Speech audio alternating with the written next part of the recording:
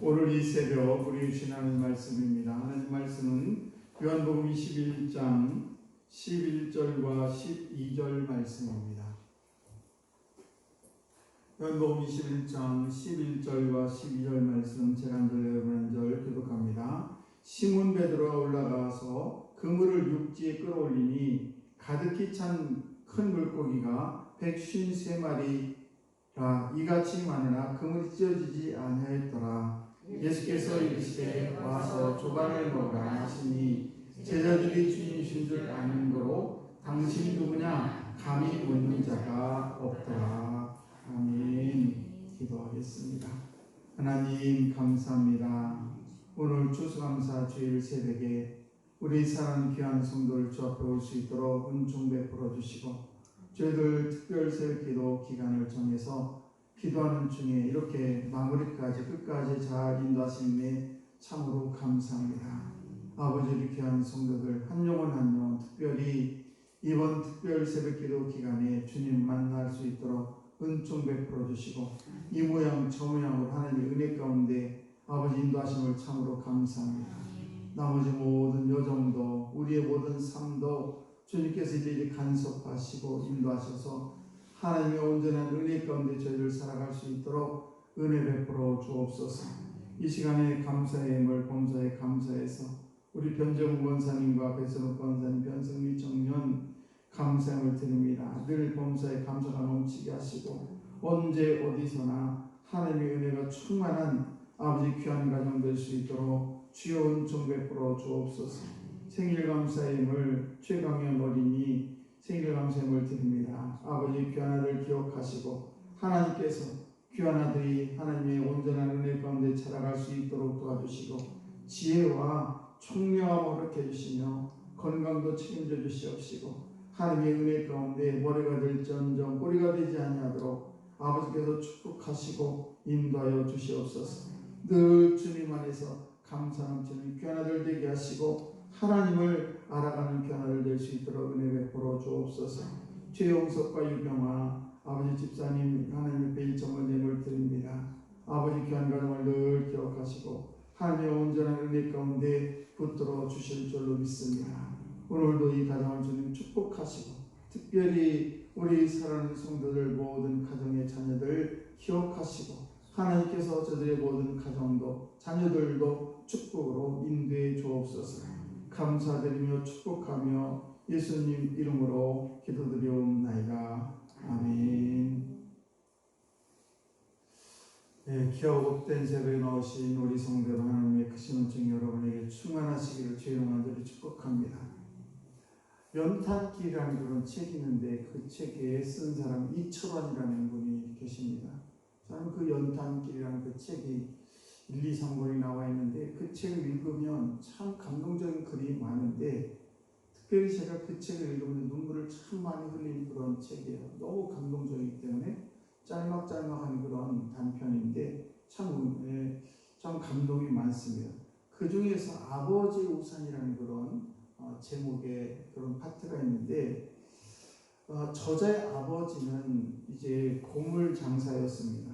어렸을 때 아버지가 너무너무 창피해가지고 아버지를 피해 다니기도 했습니다. 그래서 아버지가 이제 고물 장사를 해서 돈을 조금 모아가지고 식당을 차렸는데 그만 식당이 망하고 말았습니다. 그래서 아버지와 어머니하고 이제는 함께 우유배달을 하게 됩니다. 근데 우유배달을 하다가 아버지가 교통사고를 나서 다리를 다치게 돼서 다리를 기부스를 하고 이제 집에 앉아 있습니다. 어느 날 비가 무척 많이 내리는 그런 날이었는데 아버지는 집에서 기부스를 하고 앉아 있고 시험 공부를 하는데 지붕에서 빗물이 뚝뚝 떨어져요. 도저히 공부할 수가 없고 짜증이 엄청납니다.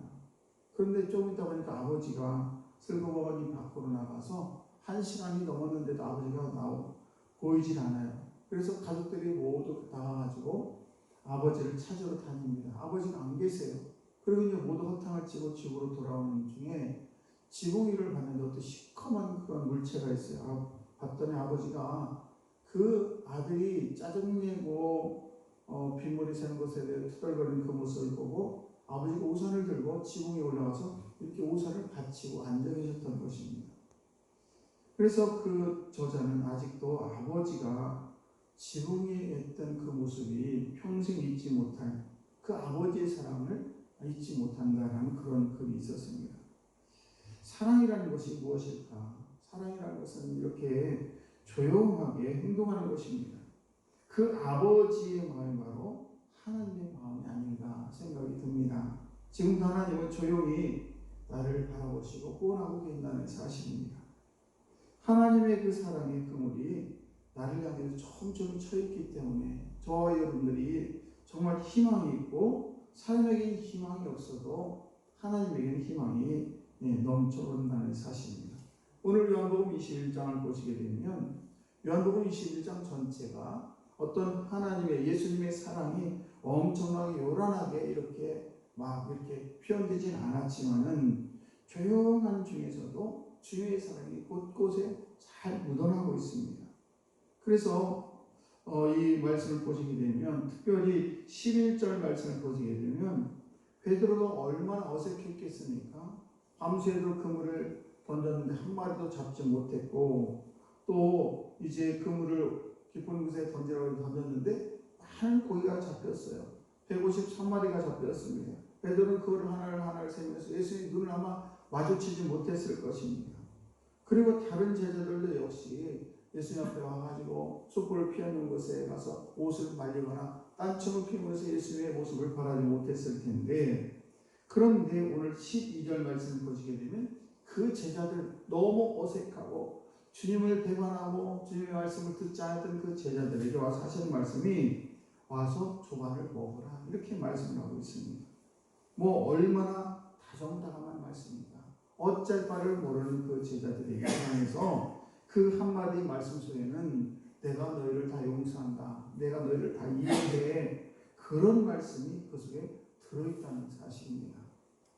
우리가 경상도 분들이 그렇게 얘기한다 하죠. 와서 밥 먹자 이렇게 얘기한다는데 그 말씀 속에는 이렇게 깊은 뜻이 다 들어있다는 사실입니다. 우리가 누군가와 식사를 한다는 것은 내가 당신을 이해하고 당신을 용서하고 당신을 내가 다 압니다라는 그런 뜻을 가지고 식사를 하는 거예요. 그냥 아무거나 기분도 안 좋은데 아무나 불러서 밥 먹는 거 아니죠. 그래서 이 밥 먹는 문화는 굉장히 중요하고 특별히 교회에서 이제 예배를 끝나고 식사하는 건 매우 중요합니다. 이것도 예배예요. 그런데 우리는 이것을 예배라고 생각하지 않은 분들이 계신데 이 교제, 코이노니아 이것도 예배의 한 부분인 것입니다. 그래서 우리가 교회 안에서 식사를 잘하는 것, 식사할 때 서로 교제를 하는 것 매우 중요합니다. 우리가 코로나 전과 코로나 이후를 생각해 보면 코로나가 막 걸렸을 때는 식사도 못하고 대화도 못하고 다 마스크를 하고 그냥 예배 끝나면 다 뿔뿔이 흩어져서 악수로 제대도 못하고 그렇게 헤어지게 되니까 얼마나 삭막한지 몰라요.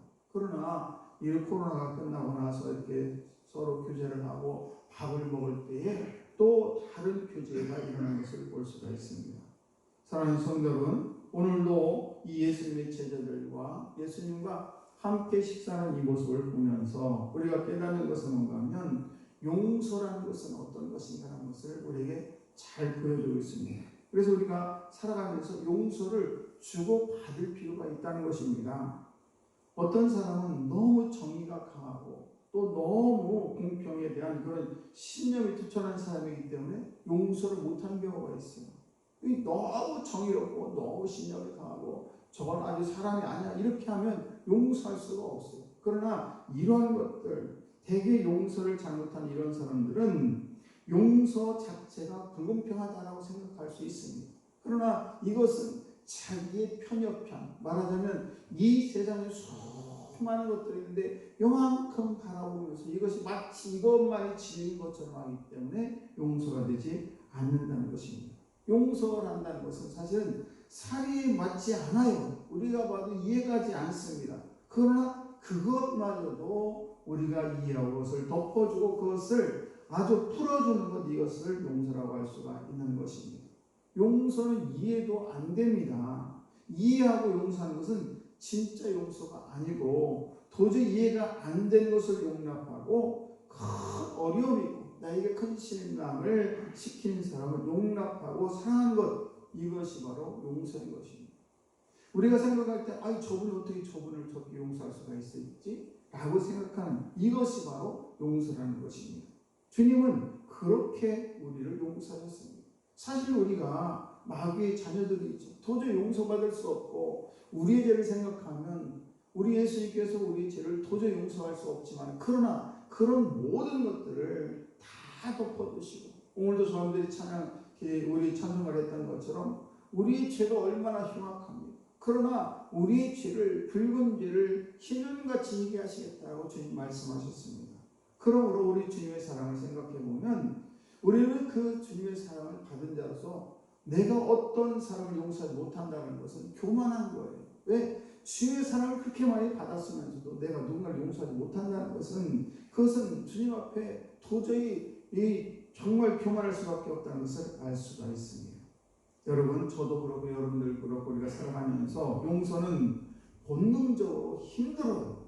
힘이 드는 것입니다. 그러나 하나님의 큰 용서를 생각하면 우리는 용서할 수가 있다는 것을 꼭 기억하시고 우리가 용서하면 내가 좋아지는, 누가 좋아지는 것이 아니라 내가 나 마음이 편해지고 나에 있던 그 웅얼해졌던 그런 것들이 풀려지는 것이 용서하는 것입니다. 내가 용서하지 못하고 누군가를 미워하는 마음을 가지고 여기에 품고 살아가면 그것이 암덩어리가 되고 결국 나를 해치는, 저번 주에도 말씀을 드렸으면 폭탄을, 말하자면 수류탄을 들고 있는 것과 같은 그런 삶을 살아갈 수밖에 없다는 것입니다. 오늘도 용서의 용성이 흐를 때에 저와 여러분이 가장 활력 있고 희망이 있는, 그리고 살맛이 나는 그런 삶을 살아갈 줄로 믿습니다.